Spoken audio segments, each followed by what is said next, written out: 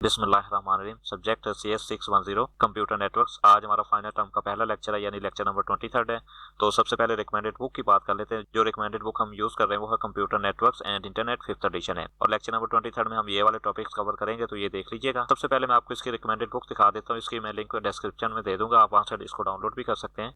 तो ये इसकी रिकमेंडेड बुक है, computer networks and internet 5th edition है। सो आज जो हम लेक्चर कवर करेंगे वो इस रिकमेंडेड बुक का चैप्टर नंबर 20 होगा, और ये चैप्टर का नेम होगा inter networking concept, architecture and protocols.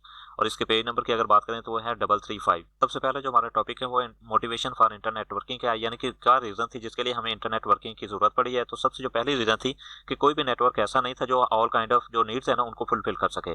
यानी अगर हम बात करें, अगर किसी हम लोकल छोटी सी बिल्डिंग में कोई नेटवर्क लगाना चाह रहे हैं तो उसके लिए हम लैन को यानी लोकल एरिया नेटवर्क को यूज करते हैं। और इसी तरह अगर हमने किसी सिटी में या एक से ज्यादा सिटी में यूज करना है तो उसके लिए हम वैन यानी कि वाइड एरिया नेटवर्क को यूज करते हैं।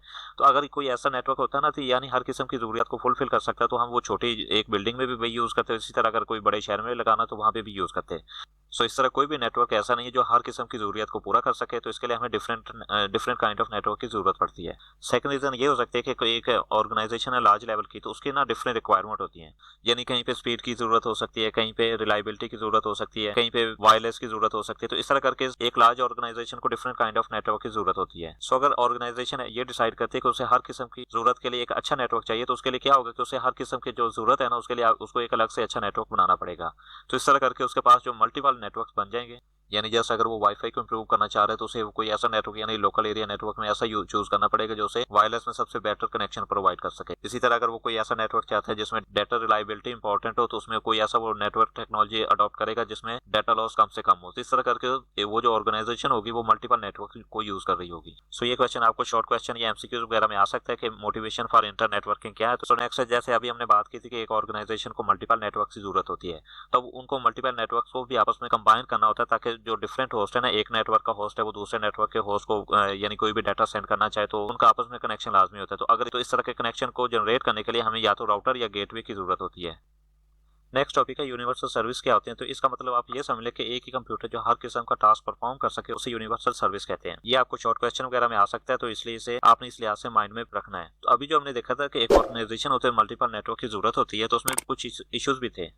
सो एक इशू ये था कि अगर एक होस्ट है वो एक नेटवर्क से जुड़ा है तो वो सिर्फ उसी नेटवर्क के कंप्यूटर यानी होस्ट से कम्युनिकेट कर सकता था, यानी उन्हीं को डाटा सेंड या रिसीव कर सकता था। अब 1970 में जो लार्ज ऑर्गेनाइजेशन थी उन्होंने मल्टीपल नेटवर्क्स तो बनाना शुरू कर दिए थे, लेकिन उनमें इश्यूज भी आना शुरू हो गए थे। इश्यूज ये थे कि अगर कोई एम्प्लॉय ने कोई टास्क परफॉर्म करना है तो उसे हर टास्क के लिए अलग से कोई ना कोई कंप्यूटर चूज करना पड़ता था। जैसे अगर बात करें उसने कोई प्रिंट निकालना था तो उसे एक अलग से कंप्यूटर यूज करना पड़ता था। इसी तरह अगर उसने किसी दूसरे कंप्यूटर को कोई डाटा सेंड करना था तो उसे कोई दूसरा कंप्यूटर चूज करना पड़ता था। तो ऐसे उसे मल्टीपल स्क्रीन या कीबोर्ड या कंप्यूटर वगैरह की जरूरत पड़ती थी, यानी हर एक टास्क के लिए उसे एक अलग से कंप्यूटर की जरूरत पड़ती थी। सो इस वजह से यूनिवर्सल सर्विस का जो कांसेप्ट था ना वो डेवलप हुआ। सो यहाँ पे यूनिवर्सल सर्विस की आप डेफिनेशन समझ, यानी एक ऐसा सिस्टम होता है जो कि यूनिवर्सल सर्विसेज, अभी मैंने आपको बताया कि हर किस्म की सर्विस जो है ना वो एक ही कंप्यूटर परफॉर्म करता है। उससे आप बाकी जो भी कंप्यूटर है ना उनके साथ आप कम्युनिकेट कर सकते हैं, जो भी टास्क परफॉर्म करना होता है एक ही कंप्यूटर से आप कर सकते हैं। सो इस चीज को यूनिवर्सल सर्विस कहा जाता है। सो अगर यूनिवर्सल सर्विस की एग्जांपल की बात करें तो अगर आप किसी बैंक में जाते हैं ना तो वहां पे देखते हैं कि काफी सारे कंप्यूटर पड़े होते हैं, लेकिन जो होते हैं ना प्रिंटर वगैरह वो 2 या 3 या लिमिटेड होते हैं। यानी जितने नंबर ऑफ कंप्यूटर होते हैं ना उनसे प्रिंटर जो होते हैं वो बहुत कम होते हैं। तो अब क्या होता है कि जिसने भी प्रिंट निकालना है ना, ये नहीं होता कि हर कंप्यूटर के साथ एक अलग से प्रिंटर अटैच होता है, ऐसा नहीं होता। तो जिसने भी प्रिंट निकालना है वो कमांड दे देता है और वो जो होता है प्रिंटर वहां पे जाके उसका प्रिंट आ जाए तो वहां से जाके ले लेता है। अब बैंक की बात करें तो वहां पे वो प्रिंट के साथ साथ जो अपना बाकी का टास्क होता है उसी सेम कंप्यूटर पे परफॉर्म कर रहा होता है। अब ये नहीं होता कि उसे प्रिंट निकालने के लिए किसी और कंप्यूटर को यूज करना पड़े, यानी वो सेम ही कंप्यूटर के बैठा ऊपर वो बैंकिंग के बाकी टास्क को भी परफॉर्म कर रहा होता है, साथ में प्रिंटिंग का, स्कैनिंग का, या जो भी कोई और काम है वो उसी सेम कंप्यूटर पे वो परफॉर्म कर सकता है। सो इस तरह यूनिवर्सल सर्विस जो है वो डिजायरेबल है और इससे जो इंडिविजुअल प्रोडक्टिविटी है वो सिंपली सी बात है वो इंक्रीज हो जाती है। सो ये आपको शॉर्ट क्वेश्चन या एमसीक्यूज वगैरह में पूछा जा सकते हैं डेफिनेशन, तो आपने इसको माइंड में रखना है। इसी तरह ये चीज आपको एमसीक्यूज में पूछी जा सकती है, तो इसको भी आपने माइंड में रखें। नेक्स्ट टॉपिक है universal services in heterogeneous world. Heterogeneous world का मतलब है कि एक दूसरे से मुख्तलिफ होना, यानी दो चीजें जो ना वो एक दूसरे से बिल्कुल डिफरेंट होती हैं। सो अब जो यूनिवर्सल सर्विस है वो हाईली डिजायरेबल तो होती है, लेकिन उसे इजीली अचीव नहीं किया जा सकता। वो क्यों नहीं किया जा सकता? क्योंकि हार्डवेयर और फिजिकल जो एड्रेसिंग स्कीम्स होती है ना वो यूनिवर्सल सर्विसेज को अचीव नहीं होने देती। अब बात करें जैसे मल्टीपल नेटवर्क्स होते हैं ना, तो हर नेटवर्क होते हैं उसकी अपनी हार्डवेयर स्कीम होती है, उसकी अपनी हार्डवेयर होती है, अपनी फिजिकल एड्रेसिंग स्कीम होती है। तो एक नेटवर्क की हार्डवेयर फिजिकल एड्रेसिंग स्कीम जो होती है वो दूसरे नेटवर्क की तरह नहीं होती, वो उससे चेंज होती है। तो इस तरह करके जो यूनिवर्सल सर्विसेज है वो अचीव नहीं की जा सकती। अब पीछे हमने एक टेक्निक पढ़ी थी जो दो नेटवर्क को मिलाने के लिए हम यूज करते थे, वो ब्रिजिंग टेक्निक थी। सो वो भी हम यूनिवर्सल सर्विसेज में यूज नहीं कर सकते। वो इसलिए नहीं यूज कर सकते, इसकी जो रीजन होती है वो इनकम्पैटिबल पैकेट फॉर्मेट होता है। तो ये चीज जो है ये आपको एमसीक्यूज वगैरह में आ सकती है, तो इसे आपने माइंड में रखना है। यानी एक्सटेंशन टेक्निक जो यूनिवर्सल सर्विसेज में कौन सी चीज प्रिवेंट करती है, तो इनकम्पैटिबल पैकेट फॉर्मेट होता है। ये पैकेट फॉर्मेट का मतलब ये कि जो डाटा सेंड किया जाता है ना एक नेटवर्क से दूसरे नेटवर्क को, तो हर नेटवर्क जो होता है वो अपना एक अलग से पैकेट फॉर्मेट यूज कर रहा होता है, और जब उससे दूसरे का पैकेट फॉर्मेट रिसीव होता है ना, तो उसके अपने पैकेट फॉर्मेट से डिफरेंट होता है। तो इस तरह से इनकम्पैटिबल पैकेट फॉर्मेट का इशू आ जाता है। नेक्स्ट टॉपिक है इंटरनेटवर्किंग।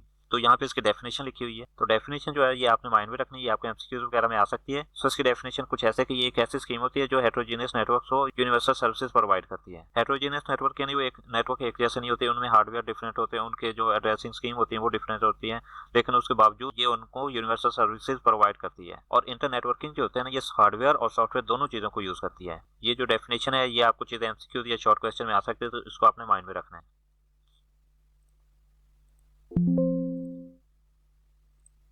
अब इंटरनेटवर्किंग के लिए जो सॉफ्टवेयर यूज किया जाता है उसे राउटर कहते हैं।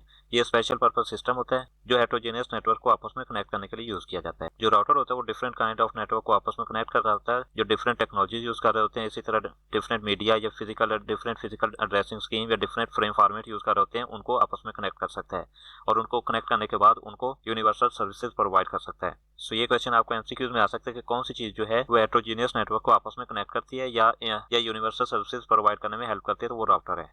यहाँ पे राउटर की एग्जांपल शो की है। यहाँ पे दो हेटेरोजेनियस नेटवर्क हैं, नेटवर्क 1 और नेटवर्क 2। तो इनको राउटर के साथ कुछ इस तरह से कनेक्ट किया होगा, यानी यहाँ पे राउटर होगा और ये दोनों आपस में कनेक्टेड होंगे, और इस तरह करके ये दोनों को यूनिवर्सल सर्विसेज प्रोवाइड कर सकता है। नेक्स्ट टॉपिक है इंटरनेट आर्किटेक्चर। ऑर्गेनाइजेशन जो होते हैं ना वो सिंगल राउटर को मोस्टली यूज नहीं कर सकते। इसे अगर हम अपनी वर्डिंग में बात करें तो ये भी पूछा जा सकता है why organisation does not use a single router. तो सिंगल राउटर इसलिए यूज नहीं करती, इसकी कुछ रीजन होती है। जो पहले रीजन जो है वो ये है कि processor can not handle all traffic, यानी जो राउटर के अंदर प्रोसेसर होता है ना, उसमें हर जो उसके तरफ पैकेट आ रहा है उसको रिसीव भी करना होता है और उसको आगे फॉरवर्ड भी करना होता है।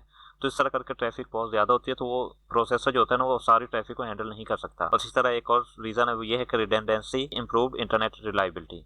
तो इसको जरा देख लेते हैं क्या होता है। जस्ट सपोज के यहाँ पे एक कंप्यूटर किसी दूसरे कंप्यूटर को कुछ डाटा सेंड करता है, तो यहाँ पे जो पाथ यूज कर रहे हैं ना वो यहाँ से आके इस तरह यहाँ पे आके और ये वाला पाथ यूज करके ये डाटा इसको फॉरवर्ड कर रहा है।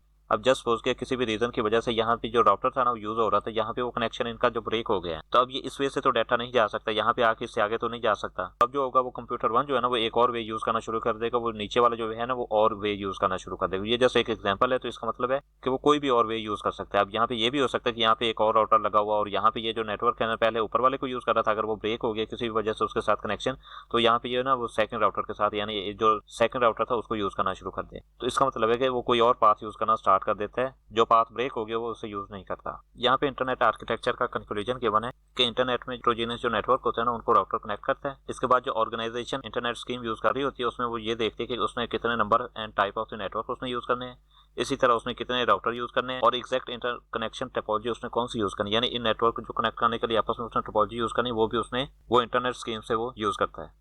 सो यहाँ पे इंटरनेट आर्किटेक्चर का एक डायग्राम गिवन है। यहाँ पे देखें हमारे पास 3 हेटेरोजेनियस नेटवर्क है, नेटवर्क 1, 2 एंड 3।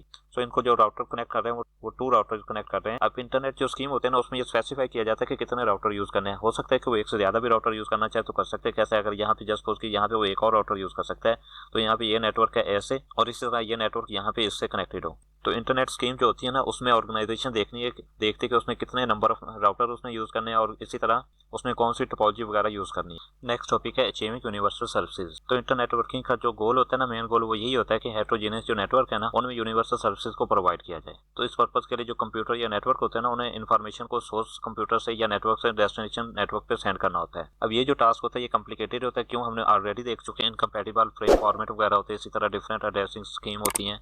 सो इस वजह से एक यूनिवर्सल प्रोटोकॉल सॉफ्टवेयर यूज किया जाता है जिसका नाम TCP/IP भी कहते हैं और IP भी कहते हैं। तो ये आपको MCQs में आ सकता है। तो ये सिस्टम पे यूज किया जाता है जिसकी हेल्प से यूनिवर्सल सर्विसेज को परफॉर्म किया जाता है। अब यहाँ पे एक वर्चुअल नेटवर्क शो किया गया है। यहाँ पे देखें डिफरेंट कंप्यूटर्स कनेक्टेड हैं एक दूसरे के साथ। तो यहाँ पे जो प्रोवाइड कर रहा है ना ये reason of single network provide कर रहा है। अब यहाँ पे जस्ट सपोज के ये वाला जो नेटवर्क, ये वाला जो कंप्यूटर है ना, ये इस वाले कंप्यूटर को कोई भी डाटा फॉरवर्ड करना चाह रहे हैं।